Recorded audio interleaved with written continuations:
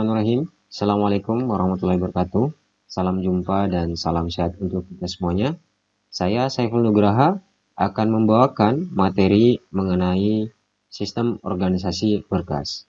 Jadi, buat teman-teman sekalian yang mengikuti atau mengambil mata kuliah sistem organisasi berkas, bisa melihat dan juga mengikuti video ini sebagai bahan pembelajaran dimanapun kalian berada.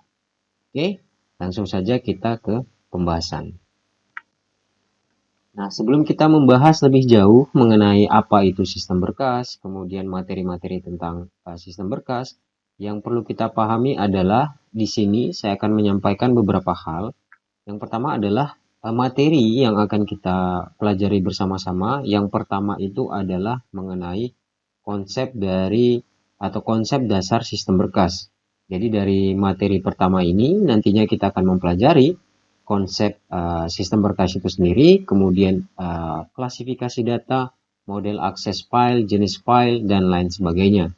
Nah, kemudian materi yang kedua itu adalah media penyimpanan, di mana kita akan mempelajari perangkat-perangkat yang digunakan untuk menyimpan berbagai data digital, baik itu dokumen dalam bentuk atau format teks, kemudian suara, gambar, video, dan lain sebagainya.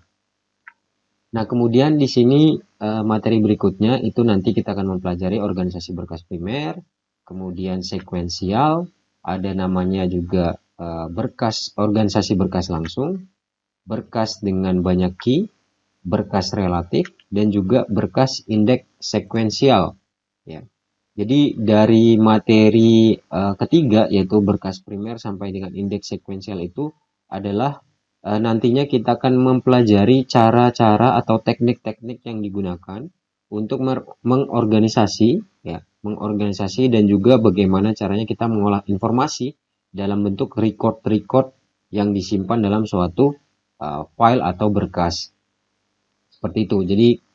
Jadi dari organisasi berkas ini kita akan mempelajari strukturnya seperti apa, kemudian record-recordnya itu seperti apa, dan juga informasi-informasi yang kita butuhkan untuk memproses berkas-berkas tersebut. Tentunya dengan cara yang berbeda, ya, seperti itu. Nah, kemudian materi berikutnya itu mengenai manajemen kolisi, ya, di mana nanti kita mempelajari juga caranya atau salah satu keunggulan atau manfaat daripada manajemen kolisi itu adalah kita akan mendistribusikan data secara merata. Ya. Jadi bagaimana caranya kita mendistribusikan suatu data itu secara merata ke dalam sebuah file atau ke dalam sebuah berkas, yaitu lewat manajemen kolisi ini, seperti itu. Nah, kemudian ada juga yang namanya pengurutan rekaman. Ya. Ini hubungannya dengan struktur data, ya bagaimana kita mensorting suatu data atau record data. Nah, di dalam pengurutan juga itu ada yang tadi saya sebutkan itu ada sort atau sorting, ya. Ada metode sort nanti yang akan kita pelajari. Kemudian ada merge file atau bagaimana caranya kita menggabungkan file-file atau record-record dalam suatu berkas. Kemudian yang terakhir itu adalah pengenalan kontrol input output. Ya, sejauh ini kontrol input dan output dari suatu file atau dari suatu berkas itu adalah bagaimana caranya kita menentukan suatu jalan atau pathway-nya itu bagi aliran data ke dalam suatu memori. Seperti itu. Oke. Nah, di sini adalah materi yang pertama, yaitu tentang konsep daripada atau konsep dasar sistem berkas. Jadi di sini ada beberapa definisi. Yang pertama itu adalah berkas adalah kumpulan informasi berkait. Ya, artinya kumpulan informasi yang saling berkaitan satu sama lain, yang diberi nama dan juga direkam pada penyimpanan sekunder. Jadi secara garis besar apa yang akan kita pelajari ini adalah yang hubungannya dengan basis data. Jadi buat teman-teman mungkin yang sudah mempelajari atau mengambil mata kuliah basis data tentunya pasti sudah paham, ya, gitu. Bagaimana caranya informasi-informasi terkait itu kita bentuk dalam suatu tabel misalnya, dalam suatu record, kemudian membentuk suatu file, kemudian dari dalam record tersebut dari dalam kumpulan record-record tersebut itu adalah kumpulan informasi seperti itu. Nah, kemudian yang berikutnya itu ada sistem berkas atau pengarsipan adalah suatu sistem untuk mengetahui bagaimana cara menyimpan data dari file tertentu dan organisasi file yang digunakan. Nah, ini berkaitan dengan cara-cara atau teknik-teknik pengorganisasian file tadi. Ya, jadi teknik-teknik nanti yang akan kita pakai atau kita pelajari itu adalah untuk menggambarkan bagaimana sih caranya kita menyimpan suatu record-record tadi atau data-data tadi ke dalam suatu berkas atau file seperti itu. Berikutnya konsep dasar lanjutannya itu adalah definisi atau pengertian daripada sistem akses. Sistem akses di sini adalah cara untuk mengambil informasi dari suatu file. Jadi di sini dijelaskan bahwa cara untuk bagaimana informasi kita ambil suatu informasi dalam suatu berkas itu adalah sistem akses seperti itu. Nah, kemudian organisasi file adalah teknik ya tadi bagaimana caranya kita mengumpulkan, mencari informasi itu adalah bagian daripada definisi organisasi file. Gitu. Teknik yang digunakan untuk menggambarkan dan juga menyimpan pada file. Tentunya tadi ya ada data atau record-record yang kita simpan pada suatu berkas atau file.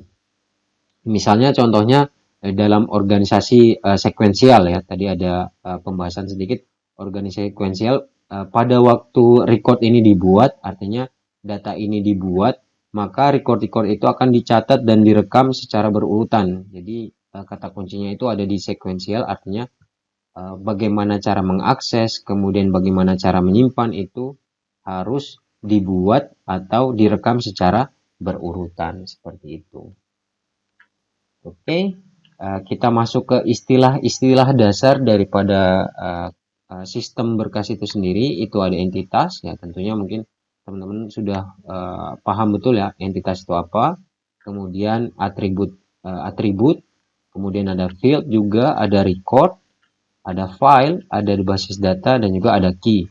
Nah, key di sini ada primary key, candidate key, alternative key dan foreign key ya. Tentunya ini sudah dipelajari juga di mata kuliah basis data gitu. Jadi kalau entitas itu adalah suatu objek yang dapat dibedakan dari lainnya. Jadi contohnya itu adalah entitas gaji pegawai, kemudian entitas nomor telepon, entitas nilai ujian seperti itu. Nah, kemudian atribut itu adalah karakteristik yang menjadi ciri dari entitas tersebut gitu. Jadi kalau misalnya ada entitas pegawai, berarti atributnya itu adalah nama, kemudian misalnya nama, kemudian NIP, kemudian gajinya berapa, tunjangannya berapa gitu. Kemudian ada field juga sampai record dan file dan juga basis data seperti itu. Jadi beberapa ini adalah istilah-istilah dasar daripada sistem berkas. Seperti itu. Nah, kemudian ini kalau kita lihat di sini ini adalah tampilan atau suatu visualisasi ya, suatu visualisasi dari tampilan suatu record berkas atau file. Jadi kalau teman-teman lihat di sini ini ada record itu adalah satu kesatuan atau satu baris data ya. Ada satu baris data yang terdiri dari NPM nama, kelas, alamat dan tanggal lahir itu dikolongkan sebagai field atau kalau kita baca secara sederhana NPM nama, kelas, alamat dan tanggal lahir ini adalah nama daripada kolom tersebut gitu. Sedangkan satu baris data ini yang disebut record tadi. Dari kumpulan record, misalnya record 1, 2, 3, 4, dan seterusnya itu dikumpulkan menjadi suatu file. Atau kalau di dalam database itu kita simpan dalam suatu tabel database. Seperti itu penggambaran atau visualisasi daripada sistem berkas. Seperti itu. Nah, di sini juga kita mempelajari tentang klasifikasi data. Di klasifikasi data itu sendiri terdapat 3 pengelompokan atau 3 klasifikasi. Apa saja? Yang pertama itu ada kelompok data tetap ya. Kalau kita baca di sini, kelompok data tetap adalah kelompok data yang tidak mengalami perubahan atau paling tidak dalam kurun waktu yang lama. Misalnya data pribadi mahasiswa, data mata kuliah, dan lain sebagainya. Gitu. Jadi kalau teman-teman perhatikan, kelompok data tetap ini adalah suatu data yang tidak mengalami perubahan. Jadi contohnya data pribadi mahasiswa. Ya, kalau misalnya data pribadi mahasiswa terkait dengan NPM, nama, ketika misalnya mahasiswa tersebut berkuliah di suatu perguruan tinggi tertentu, misalnya dari awal masuk ya, dari awal menjadi mahasiswa baru namanya Agus. Berarti nanti pada saat dia lulus pun nanti namanya menjadi atau namanya tetap Agus gitu. Jadi di sini dikelompokkan sebagai data tetap karena tidak mengalami perubahan dalam waktu yang lama gitu. Kecuali misalnya Agusnya ada mengganti nama ya, berarti bisa digolongkan data tersebut tidak tetap gitu. Tapi pada umumnya data pribadi mahasiswa, data mata kuliah itu semua tergolong dalam kelompok data tetap atau klasifikasi data tetap. Nah, berbeda dengan kelompok data tidak tetap gitu. Kelompok data tidak tetap itu adalah kelompok data yang secara rutin mengalami perubahan. Gitu. Misalnya data rencana studi mahasiswa yang berubah setiap semester. Jadi buat teman-teman yang pernah atau mengisi suatu kartu rencana studi ya pastinya akan tiap semester itu akan berubah ya tergantung semester yang sedang dijalani. Misalnya data KRS mahasiswa A pada saat semester 1 pasti berbeda dengan data KRS mahasiswa A di semester berikutnya atau di semester 2, begitu pula dengan semester 3, 4 sampai dengan semester akhir. Pastinya untuk mengisi atau melakukan rencana studi itu pastinya data-data yang akan diisikan atau diinputkan itu pastinya berbeda antara semester 1 dan juga semester lainnya. Nah, kemudian yang terakhir itu adalah kelompok data yang bertambah menurut waktu. Nah, ini bisa contohnya juga sangat mudah ya. Adalah kelompok data yang merupakan data akumulasi dari kelompok data tetap dan kelompok data tidak tetap. Misalnya data transkrip nilai. Jadi kalau teman-teman juga pasti sudah memahami transkrip nilai itu akan berubah berdasarkan periode-periode semester yang sedang dijalani. Jadi misalnya pada semester 1 IPK yang diperoleh oleh mahasiswa A itu adalah IPK-nya 3. Sedangkan di semester 2 IPK-nya menjadi 2, taruhlah IPK-nya 4. Maka transkrip nilai dari semester 1 dan semester 2 akumulasinya itu menjadi IPK-nya atau indeks prestasi kumulatifnya itu menjadi 3,5. Karena tadi ya bertambah. Jadi penambahan berdasarkan waktu. Semester 1-nya 3, semester 2-nya itu 4, maka transkrip nilai yang dia peroleh itu adalah akumulasi dari semester 1 dan semester 2. Gitu. Contoh sederhananya ya. Nah, kemudian berikutnya itu adalah file. Nah, file ini atau kita membahas berkas atau file itu mempunyai karakteristik umum. Yang pertama itu persistence. Ya, kalau persistence ini kita terjemahkan secara harafiah itu artinya apa ya? Kokoh juga bisa, kemudian gigih juga bisa. Tapi kalau dibawa ke dalam suatu sistem berkas atau sistem komputer itu lebih diibaratkan dapat digunakan terus-menerus. Gitu. Jadi contohnya tadi ya, data mahasiswa. Jadi misalnya mahasiswa namanya Agus, ya, mahasiswa baru namanya Agus. Jadi pada saat dia lulus pun, ya, atau misalnya dia sudah tidak menjadi mahasiswa di kampus tertentu, ya namanya tetap Agus. Gitu. Jadi datanya itu persistence. Jadi dapat digunakan terus-menerus. Bisa jadi tadi setelah jadi mahasiswa baru, dia digunakan sebagai data alumni dengan nama mahasiswa Agus, seperti itu. Nah, kemudian yang kedua itu adalah shareability. Shareability itu maksudnya adalah data atau file tersebut itu bisa dibagikan kepada siapa saja yang ingin menggunakan. Gitu. Misalnya pendataan awal dari mahasiswa itu adalah lewat biro akademik. Nah, dari biro akademik ini akan men-share data-data atau mendistribusikan data-data yang telah menjadi mahasiswa baru ke setiap atau ke fakultas-fakultas yang ada di kampus tersebut. Jadi misalnya dari 1.000 mahasiswa baru yang ada di kampus tersebut didistribusikan atau dibagikan, misalnya 200 di Fakultas Teknik, 200 di Fakultas Pertanian, 200 di Fakultas Hukum, dan lain sebagainya. Itu. Kemudian yang ketiga itu adalah size, ya. Karakteristik daripada file itu size itu hubungannya dengan tadi, ya. Konsep dasar daripada sistem berkas itu adalah dilakukan penyimpanan lewat media penyimpanan sekunder. Tentunya ketika menyimpan suatu file atau suatu berkas tentunya harus mempunyai size atau ukuran dan juga kapasitas dari file tersebut sehingga dapat disimpan pada media penyimpanan. Seperti itu. Oke, kita ke konsep file berikutnya, ya.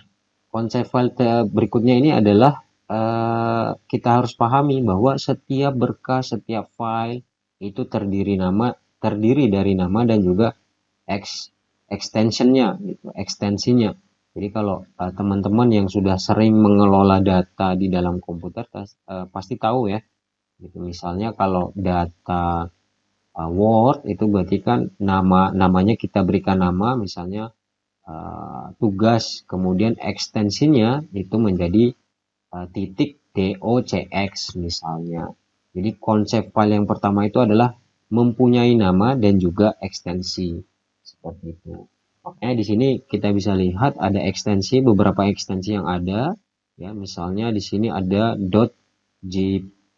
.jpg gitu. Jadi file atau berkas ini adalah mempunyai dengan format JPG adalah uh, uh, file atau berkas gambar, ya, still picture encoded with the JPEG standard seperti itu. Kemudian MP3, ya, file titik MP3 adalah ekstensi MP3 berarti tergolong berkas atau file suara atau musik encoded in MPEG layer 3 audio format atau berformat audio dan lain sebagainya. Ini ada .pdf, ada .ps, .txt, .zip dan lain sebagainya.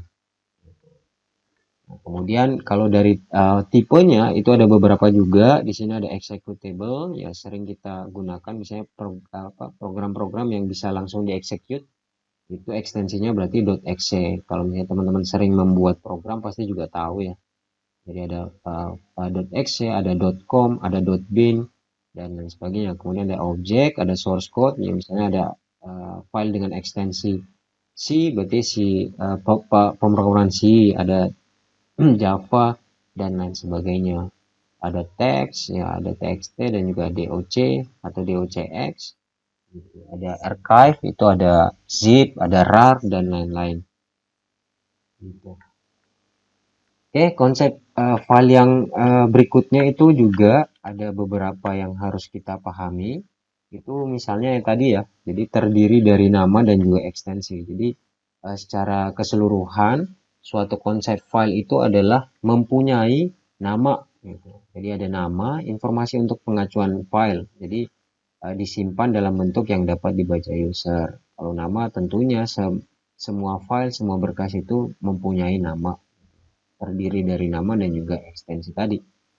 Kemudian ada tipenya tadi ya, ada misalnya format audio, ada format video, ada format dokumen dan lain sebagainya. Itu digolongkan sebagai tipe daripada file tersebut atau tipe berkas tersebut. Diperlukan untuk sistem yang mendukung tipe-tipe yang berbeda. Nah, lokasinya ini kita harus tahu juga gitu. Jadi buat teman-teman tadi yang misalnya sering mengelola data di komputer pasti lokasinya atau path-nya itu harus tahu gitu ya. Jadi pointer ke lokasi file pada perangkat. Jadi misalnya ada c.2/dokumen/ tugas/ tugas .docx, berarti lokasinya itu tadi gitu, dengan file yang bernama tugas.docx atau tipenya dokumen dengan nama tugas. Kemudian ada size juga, ukuran file, ada proteksi, dan juga ada time, date, and user identification. Jadi di sini kita lihat kalau misalnya teman-teman membuat atau membuka suatu berkas atau file tertentu, kita coba klik kanan gitu ya, teman-teman klik kanan properties, itu semua ada di sini. Mulai dari nama, kemudian tipenya itu apa, lokasinya itu di mana, ukurannya berapa, mungkin sampai dengan aplikasi untuk membuka file tersebut. Gitu. Jadi kalau misalnya kita klik kanan di suatu file, klik kanan properties, itu di situ semua adalah identitas-identitas yang dipunyai oleh suatu file atau berkas tersebut. Jadi misalnya nama, tipe, lokasi, dan lain-lain. Oke, ke direktori ya, direktori atau sederhananya biasanya kita sebut dengan folder ya, berisi informasi mengenai file. Kebanyakan informasi berkaitan dengan penyimpanan. Ya lagi-lagi ya, untuk berkas ini atau informasi-informasi yang kita bahas di sistem organisasi berkas ini, kaitannya itu adalah dengan media penyimpanan. Bagaimana cara mengakses media penyimpanan tersebut, bagaimana mengambil data tersebut, file tersebut yang ada di dalam media penyimpanan. Gitu. Nah, biasanya dimiliki sistem operasi dan dapat diakses dengan rutin di sistem operasi ya, sama ya. Jadi sederhananya direktori ini disebut dengan folder ya. Kalau teman-teman bikin folder atau biasa disebut buat direktori, yaitu berarti adalah membuat media penyimpanan ya, media penyimpanan yang berisi dengan informasi mengenai file seperti itu. Lanjutannya di sini ada pandangan pemakai, menyediakan pemetaan nama file ke file. Informasi terpenting pada direktori adalah berkaitan dengan penyimpanan, termasuk lokasi dan ukuran penyimpanan file. Jadi di sini juga konsep pentingnya itu ada hierarki direktori. Jadi untuk menentukan lokasi kita harus tahu hierarkinya itu seperti apa. Lokasi file tersebut ada di mana, tentunya dengan menentukan atau mengetahui hierarki dari direktori itu seperti apa. Jadi misalnya tadi ya, ada C, kemudian ada dokumen, kemudian direktori selanjutnya itu ada tugas, kemudian misalnya ada direktori lanjutan lagi tugas besar, dan lain sebagainya. Jadi setelah hierarkinya itu kita ketahui, jalur pengaksesannya pun kita harus ketahui. Gitu. Di situ yang disebut dengan path name. Gitu. Nah, kalau di sini perintah-perintah memanipulasi direktori, ya berarti caranya kita memanipulasi misalnya ubah nama, hapus file, atau hapus direktori, dan lain sebagainya. Gitu ya. Atau buat folder baru, atau buat direktori baru, itu adalah perintah-perintah bagaimana caranya kita memanipulasi suatu direktori. Seperti itu. Nah, pandangan pemakai selanjutnya juga menyediakan pemetaan nama file ke file. Informasi terpenting pada direktori adalah berkaitan dengan penyimpanan, termasuk lokasi dan ukuran penyimpanan file. Oh, ini tadi sudah. Nah, kemudian tugas daripada sistem file. Yang pertama itu memelihara direktori dari identifikasi file dan lokasi informasi. Nah, ini hubungannya dengan penyimpanan tadi ya. Jadi direktorinya kita ketahui, kemudian identifikasi terhadap file dan juga berkas yang ada di dalam direktori tersebut. Kemudian menentukan jalannya atau pathway-nya tadi bagi aliran data antara main memory dan juga alat penyimpanan sekunder. Kemudian mengkoordinasi komunikasi antara CPU dan alat penyimpanan sekunder dan sebaliknya. Kemudian menyiapkan file penggunaan input atau output, serta mengatur file bila penggunaan input atau output telah selesai. Nah, kemudian ini ada jenis file ya. Jenis file ini lumayan banyak ya. Jadi yang pertama itu kita ketahui atau kita pahami sebagai master file. Kalau master file ini bisa kita sebut sebagai data induk gitu ya.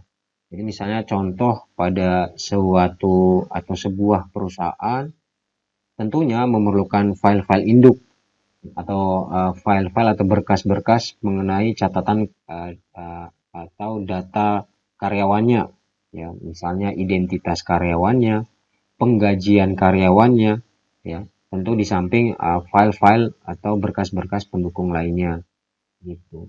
Nah, kemudian di sini berisi data statis, jadi cenderung tidak berubah, ya, seperti tadi, ya. Misalnya data identitas dari karyawannya, berarti ya tidak tidak berubah. Gitu. Dia bersifat statis. Dari klasifikasi data, dia termasuk data yang data tetap, gitu. Kemudian berisi data historis, isinya relatif permanen.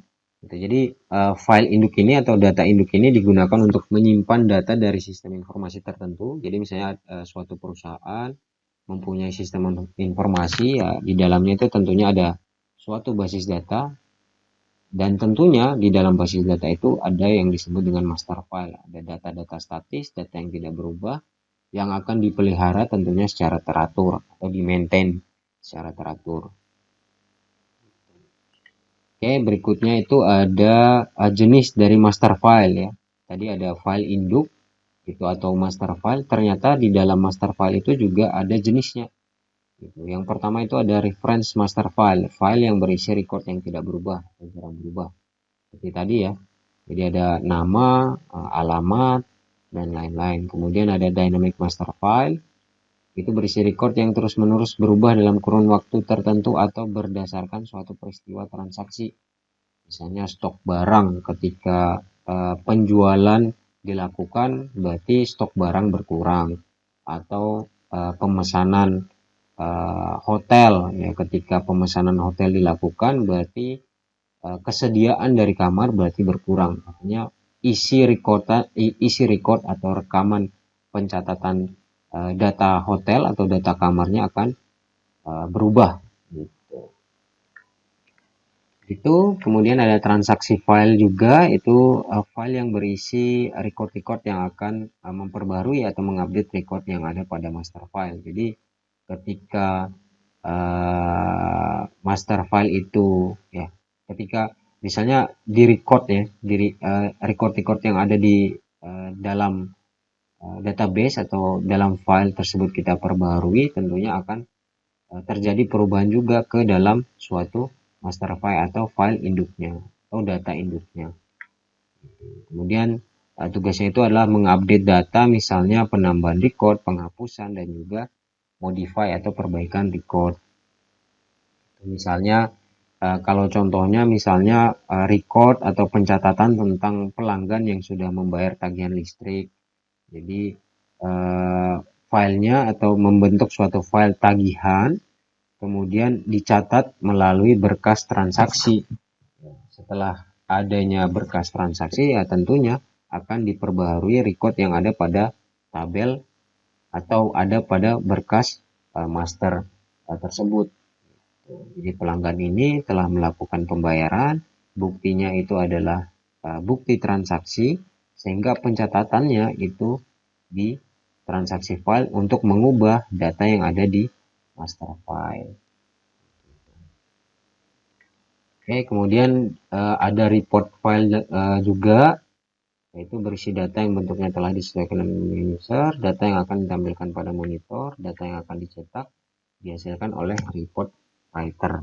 Jadi secara sederhana, ya, secara sederhana report file itu adalah file yang berisi data yang dibuat untuk laporan untuk keperluan user. Bisa dicetak dalam bentuk kertas atau hanya ditampilkan dalam monitor. Misalnya tadi dari penjualan atau laporan transaksi itu bisa dimasukkan ke dalam report file ini. Jadi proses pencetakan laporannya ada di report file, bahwa menjelaskan atau menginformasikan bahwa pelanggan tersebut sudah melakukan transaksi atau tagihan pada bulan ini sudah dibayarkan secara lunas lewat report file ini. Oke, ada work file, di dalamnya itu ada temporary file, file kerja, ya. Nah, tugasnya itu untuk memindahkan data dari suatu program ke program lain. Kemudian kita punya apa lagi?